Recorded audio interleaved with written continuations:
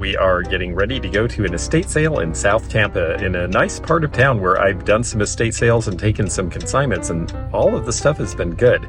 So I'm excited to see what they've got. I did the neatest appraisal fair in the building on the right for the Center Club for a couple of years. That was fun. This sale looked like it had a lot of good stuff, and it's apparently quite popular. Well, there is quite the lineup, and this sale's been going on 2 hours, and it only goes on 1 more hour, so I'm not even sure I'm going to get in, but I'm going to stand in line and find out. They just told us they're staying open after 1 because there's a big line still. So I guess I will get in, so I'll hang out. That moment of anticipation when you are next in line, but the door is shut. Some of the people in line I overheard talking about the person who owned this house, and they said that she was really into sewing, so I'm expecting that we'll find lots of notions. I see a Bakelite buckle there. There's lots of buttons. There's probably money to be made. I usually only look for really old individual buttons of value or sets, but here's a bunch of sets right there. Peterborough baskets were another American maker about the same time that Longaberger was big. I sometimes have sold those with success. Little sewing boxes that are occasional furniture, like this little sewing box table, have always sold well for me, but their price is about what I would charge retail. An ATM on site, that's amazing. We never thought of bringing an ATM to our sales, but we usually just hold stuff for people while they go get cash. This is Flower with Cane, a pattern by U.S. Glass from about 1900, when the flashing became very popular because red was expensive to make. And in fact, they have a bunch of pressed glass pieces. I like this block pattern syrup from about 1900, and that syrup is pretty neat too. Syrups used to be really collectible. These prices are not bad. And you can see this one is in good shape with the lid that works. That's important. I like the children's sewing machines. Very cute. Stitch Mistress just saw one of those at an appraisal fair, and this one has a motor. That's unusual for the time. This one was made in the USA by a company called Lindstrom, which it shows there, the Little Miss piece. But most of these were made in Germany, although Singer also made ones that worked that were real miniatures of their actual sewing machines. Passage. This is really cool because of the graphics. So cute. They're deco. These are all priced about like I would sell them for, so I might have to come back on the last day because if they do a half price day, we take all of them. The way they like the linens in this place. Is this an old cover? Don't think so. Quilt tops sell as well as quilts do for me, and not just in Kentucky where we're so close to the Quilt Museum where I sell, but really all over the place, and they only want $15 a piece, so I'm going to take any that are in good shape. Newspaper is backing. That is something unusual for me.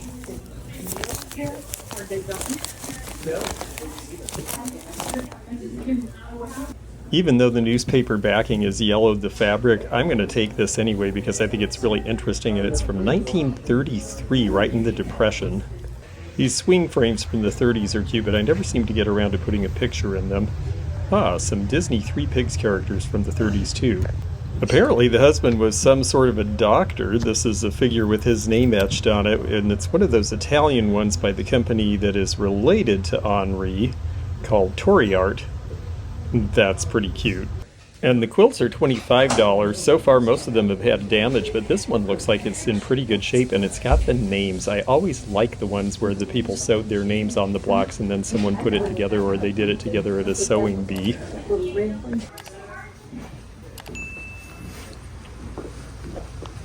Some more quilt tops over here. You can tell people have gone through these, but I'm surprised I'm finding a number of decent ones.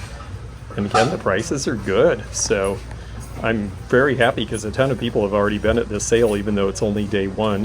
One thing that's really fun for me about going to estate sales is snooping around. So the names on that quilt block were a lot from Minnesota, so this family must have moved to Florida sometime probably around 1950. Okay, this looks fake, or done recently. Look how even all of the wear is, the recurring pattern in it. That's not the way that would have worn. Yeah, let's look at the underside. Oh, yep, sure enough, there's the label, and it came from Home Goods? Yeah, no thanks. Let's see if we can find some more quilt tops in here. A lot of these seem to be 1930s and 40s, and of course you date them just like quilts based on the last piece of fabric, the newest piece of fabric used in the piece. Boy, there's just a number of them here. I think they got tossed around so much that they're kind of buried, and I'm going to take any of these that don't have holes or don't have stains, because at $15 a piece I can more than double my money on them. This is a really nice find to augment. I've been getting a lot of glass in China lately, and I really like to have a diverse group of things in my booths at shows, and there's another one with names. Hey, you see, there we go. This is fun. I'm enjoying this sale a lot so far. I'm glad everybody didn't get everything in here, but I can see there's so many. You can only imagine what already went out of here, but just be happy with what you get. Well, this is great. I don't usually find things like this in Florida because Florida can be hard on linens, but these folks moved here at the right time when air conditioning started to be in houses, and they loved the stuff, so they kept it well. $40 is about the right price on this chessboard. I wish I had pieces to go with it because I'd get it, because it'd be worth about $95 with the pieces at least. They do sell well. Regular linens, I don't know that I want to mess with these, even though they're nice, just because I'm getting so many things that are bigger and showier, and I can hang around the tents in my booth. I hope that gal can mend or clean the ones that are left, because I didn't leave any that didn't need that. There's a big pile. Boy, they're all over. This is a good pattern here, actually. Maya Finlandia. Some people do like this because it's a simple blue and white. It can go in the oven. It doesn't have a gold or silver rim, so it can go in the microwave. Let's see what else they have here. Filry and Bach. They still make a lot of stuff that looks like this. That's probably a good thing to buy if I was doing more pattern mashing these days. And let's see. Aw, cute. But nothing I really need. Where do you go? Easter's coming, but this is more cutesy than collectible, I think. I'd really like to find a piece of flint glass to show you folks.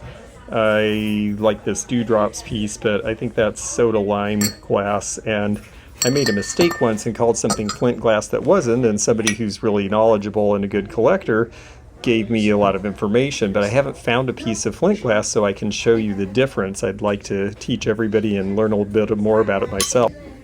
Well, as people age in Florida, their gardens become jungles if they don't have anyone to take care of it, which I personally like. I don't see any of this being old enough to be anything I would buy, however. It'd be great if you were just buying it to use in your own garden, because they've certainly got plenty of selection of pots and various things. Let's go into the garage. We sold a greasy, broken transmission once at an estate sale that someone wanted to tip and put in their yard as yard art, but never seen an engine for sale before.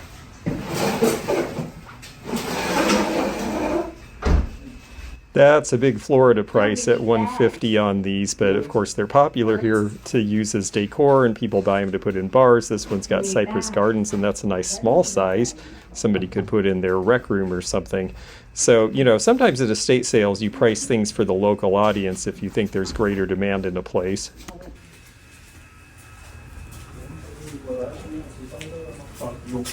Nehi was a very popular drink in its time. And I always look at these embossed bottles to see if we can tell which plant made them. That can make a difference in value. Now in Florida, if books have made it out to a garage, you do have to be a little bit careful because they can have insects and pests. But these looks like some interesting local histories, and there is a customer for that. Namely me. I actually collect a lot of this kind of stuff. This one looks like it's in good shape, and I don't have that. I might put that in my pile.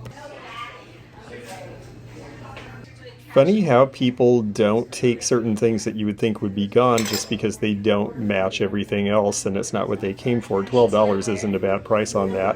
But it certainly looks out of place with all this Limoges. These are really wonderful pieces, and again, you know, the prices on Limoges have just really tanked, and there's some really pretty serving pieces here that, you know, individually could sell and be used in different ways.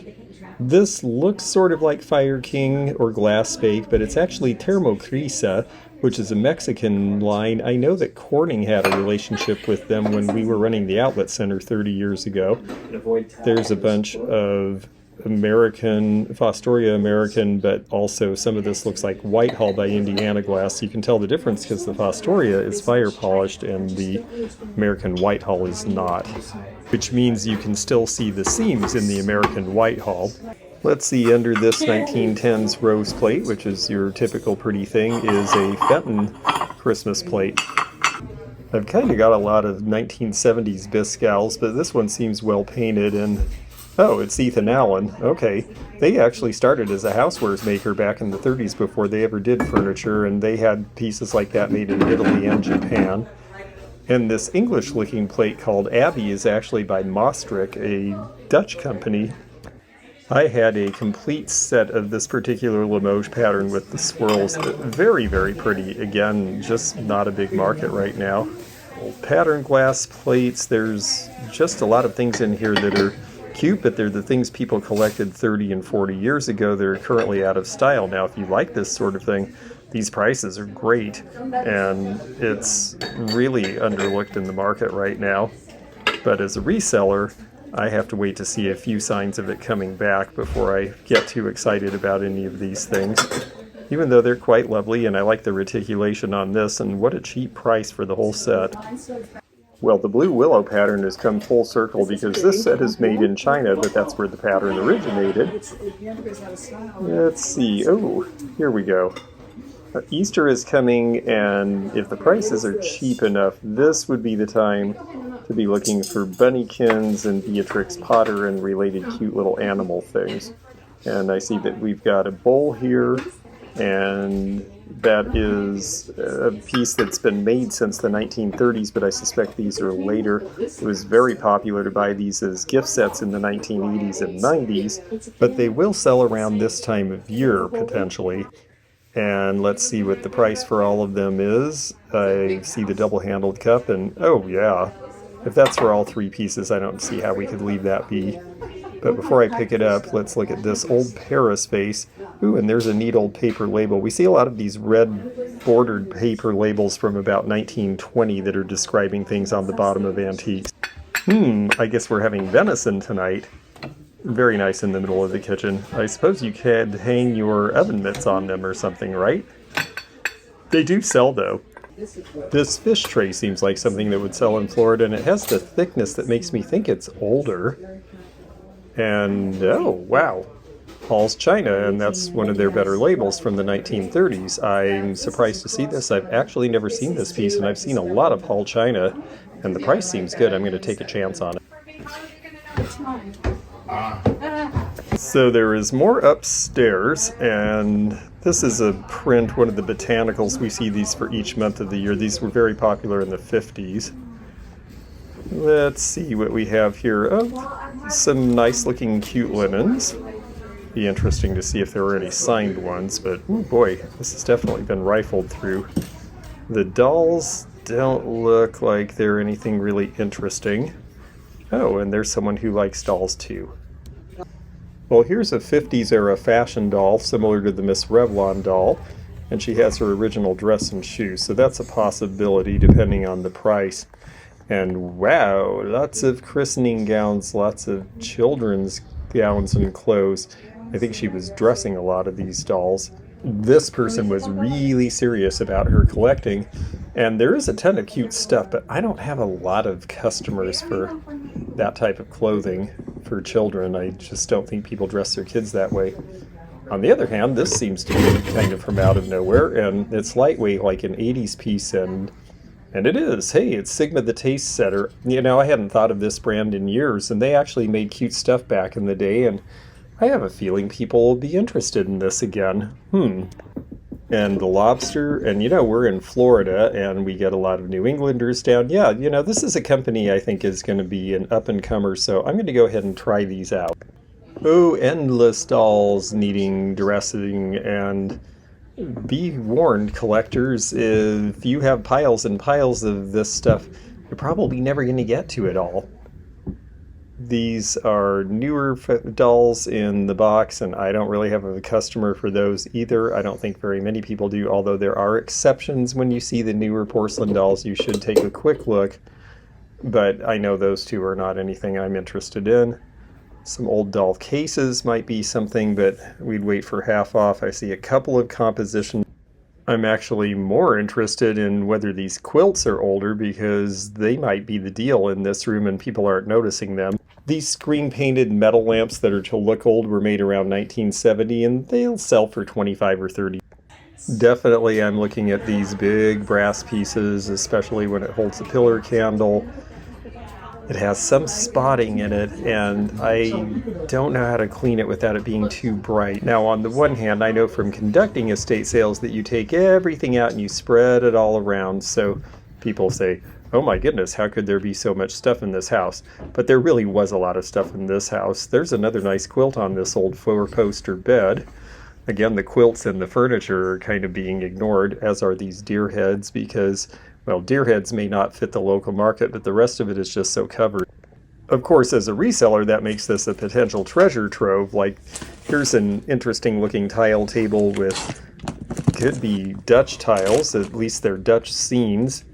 It looks like sort of a transfer pattern rather than painting, though, so let's see if we can figure out where this table came from and decide whether it's something that we might want to get. I think right now it's $40, so I would wait till half price. But let's see if it is from Holland. Maybe the tiles are and the frame isn't. Let me get this where we can take a look. Ah, North Carolina. Well, that looks like a 60s or 70s piece where the furniture was made then. More quilts up here on the rail. The owl is a cute little embroidery. I like that one pattern though. Some more good quilt tops here. I see that they have marked the stairs so that we notice that we're walking down. It's actually 146. And this one's cute with the baskets. Little lamp. That's kind of basic. It's certainly old. And then silver. That silver could be worth it. Well, there is a very handsome Federal style round mirror, but too much. Well, this is Ree, and she turns out to be a viewer. She is cashiering this estate sale and doing a great job. It's been really busy. And she said, come back on Sunday because they will be doing nice discounts. And I see a lot of stuff that's worth coming back for. It is always a good idea if you see a good estate sale and some things you can buy now and some things you think are high to give it one more shot when they get to discount day. Well, I'm not the only one who came back to the sale. I see a few people ahead of me. Hopefully they're not here for what I'm after, but we will all find out when the door opens at 10 o'clock for half off day. All right, well, I started first by running to the children's sewing machines, and I have most of them in the box. We'll see what kind of a deal they'll do. And then I got wandering into a room full of linens, and I now have 150 hankies in my box. Wasn't expecting that, so guess there's going to be more. These are the rejects. And the rejects are good in a lot of sales at 50 cents a piece. I would be buying what I'm leaving behind. But there are so many good ones that I was selective, and I have that pile on top of that pile. So I'm pretty happy already, and we just got started. This is one of these houses where there's so much stuff that furniture is just going to be missed because it's under everything. But this is nice because it has a surface that pulls out as a desk. So it's a good thing for a small space. It's 1940s, 50s vintage. Very nice carved four-poster bed, but everyone's focused on the things on the four-poster bed. So I suspect the four-poster bed will still be here along with a lot of the other furniture. I don't really deal in patterns, but I see some old ones. And hot iron embroidery transfers. Oh, these are transfers. Well, this might be fun to look through for a minute. Yes, indeed. Some embroidery is not done by hand. It's actually a transfer onto the linen, and then you would do the embroidery. Here is a whole box of these, and I'm sure there's some great patterns in here. For pillowcases, this one's cute because it's juvenile stuff. They're easy to make, 4 easy to make cunning stuffed toys and patches to match. for pillowcases, for baskets, for scarves. There's just not a lot of people who do this embroidery anymore, and yet here's all these great old patterns with which you could do it. And it looks like a bunch more under there. I'm going to leave the box open so people can see these are here. Okay, the quilts are the same price as they were. They're not on sale, but this one has a pretty ragged edge, so I'm going to leave that. I see a 1973 Shirley Temple doll in the middle of this pile, right there. Other than that, I don't see anyone who's famous enough.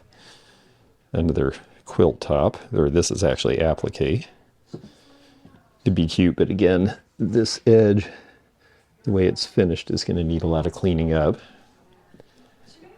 Tons of linen, tons of embroidery, so many nice things. There's just too many.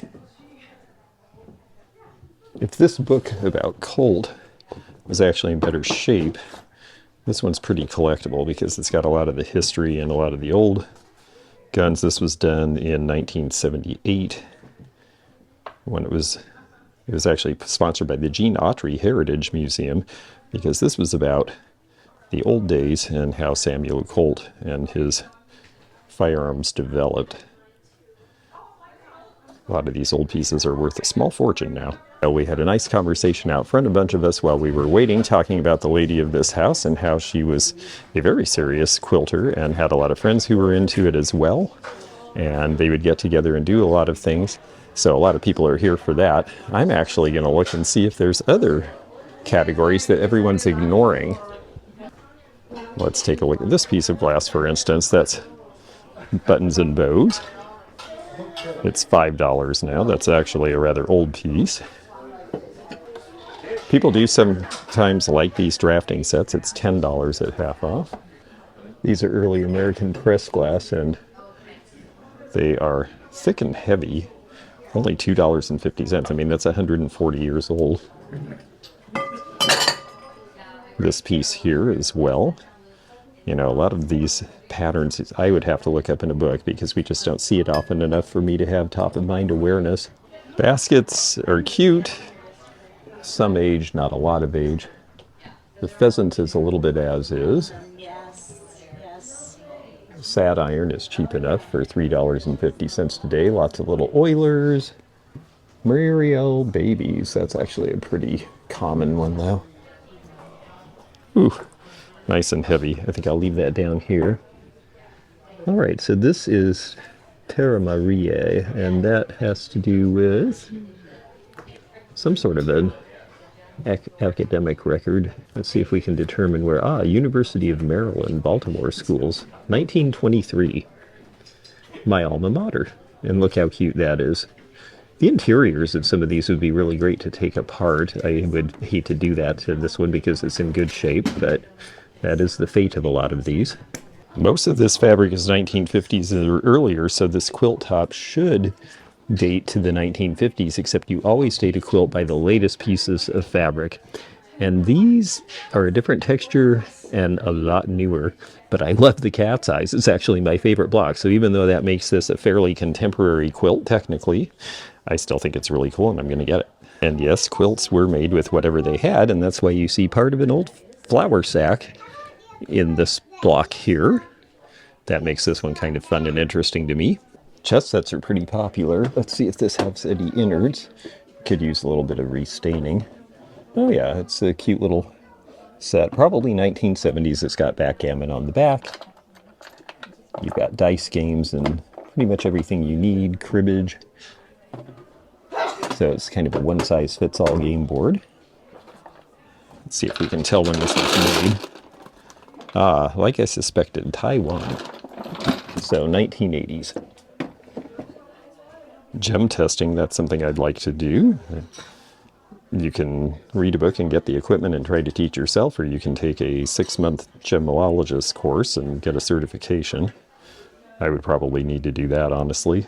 Lepton Double Owl here. Hand-painted bisque, 1970s, and, well gosh, it's only $1.50, so I guess I have to get that. Now we know why people like cats. I used to look up at estate sales. Moss Brothers was a very famous clothing store here in Tampa and St. Petersburg. And I'm collecting these hangers now, so I need to get one. A bunch of old repair furniture projects. And one big old sofa over here in the corner that I hadn't even noticed. That's from about 1910. Look at the big carved wing on the bottom. This would be a nice restoration candidate because it's actually a modern enough style that people would sit in it comfortably. But you'd basically have to have an upholstery shop to make it worth your while. Older license plate back when Florida put the county names on. And then the new version. Of course, this is not the kind of house people are coming to find Viking Epic. So I'll take that for $6. Younger people are starting to appreciate traditional because they haven't seen it in their life like we're used to. You know, we just sort of grew up with it and thought it'd always be there. They see me. Oh, that's great. Yes. In my family, I got the collecting bug and my brother and sister didn't. It seems like it skips around. Yes, yes. Well, I think I just sold this for them, so I'm going to take it up for the gal who's getting it, and hopefully my box will be left alone. Ah, another picnic basket. I didn't notice this the other day. There's so much in here, you're going to miss stuff the first few times around. It's got a nice weave. Looks 1950s. Don't know what the price is, but I'm going to ask. Very pretty hand-painted Noritake. Sugar and creamer. 1920s or 30s era. Let's see the mark. Noritake with the Morimura Brothers mark for importation to the United States. It says made in Japan, so that's going to be 1930s. This is the Minnesota pattern. This family was from Minnesota originally. 1890s, early American press glass. That's what EAPG means when you see that on a tag. These are pretty pressed faces from about 1900, 1910. These are Lenox lead crystal. Nice pieces, just not high demand right now where I'm selling. And more pretty porcelain here. This cup and saucer has a nice shape. Oh, and it's Royal Albert. That's a decent brand. I think we'll just scoop that one right up. Correct. That's a traditional and it's easier to come across. Carnations are nice. This is an interesting piece here because it's a soap dish. It's got a different shape. And there is your little tray that holds the soap up so that it doesn't turn into a gooey mess. Even decorated inside. That's a nice little Limoges piece. Marked Haviland. It's just unusual enough if I don't break the piece inside by moving it around. We'll see what the price is. If it's inexpensive, I think I'll give that a chance. And this little box is Royal Copenhagen. There's our mark there. Just a cute little dresser box. Again, we'll just see what the prices are. It comes with junk inside of it, but I think I'm going to leave that. So it's 25 cents. Better. Well, this is why you come back for half off day. I spent $400, which is way more than I spent the first day. I got 150 plus handkerchiefs. I got almost all of the children's sewing machines, and they're just great. And they sell at shows, and I'm very excited to have them. I got a neat picnic basket and some little pieces of glass and china I wasn't even thinking about. I'm very excited. I've got a lot of fresh stock. We'll see you again soon. If you enjoyed this video, check out this one. Also, click thumbs up to like this video and check the description for information about our Patreon, our memberships. We've got a lot of different levels with different perks and bonus videos and early content. Also, please do check out our website, theantiquenomad.com, for appraisal help. And we'll see you again for more adventures in the antique and vintage community soon. Bye for now.